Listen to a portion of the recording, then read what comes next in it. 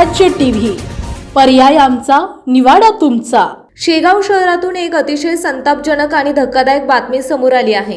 शेगाव येथे एका 19 वर्षीय युवतीवर तरुणाने तेथीलच लॉजवर नेऊन लैंगिक अत्याचार केल्याची संतापजनक घटना घडली।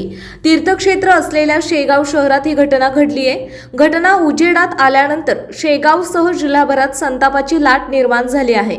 दरम्यान पीडित युवतीस नराधमाने विश्वासात घेऊन शहरातील एका लॉजवर नेलं आणि त्या ठिकाणी तिच्यावर लैंगिक अत्याचार केले। शिवाय याबद्दल कुणाला सांगितलं तर जीवे मारून टाकेल अशी ही धमकी दिली। या घटनेनंतर पीडित तरुणीने तात्काळ शेगाव पोलीस स्थानक गाठत घटनेची माहिती पोलिसांना दिली।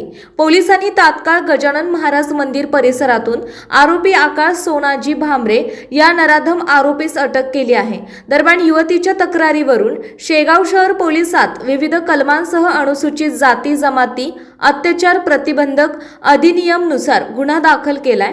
सोबतच आरोपीला अटक केली आहे। या घटनेमुळे मात्र मोठ्या प्रमाणात संतापाची लाट असल्याचं दिसून आलं। बुलढाणा जिल्ह्यातील महत्त्वाच्या घटना आणि घडामोडी पाहण्यासाठी तुम्ही निर्भीड स्वराज्य या चॅनलला अद्यापही सबस्क्राइब केलं नसेल तर आत्ताच जाऊन सबस्क्राइब करा आणि बेल आयकॉन दाबायला विसरू नका आणि फेसबुक पेजला शेअर आणि लाईक करा। पाहत रहा निर्भीड स्वराज्य।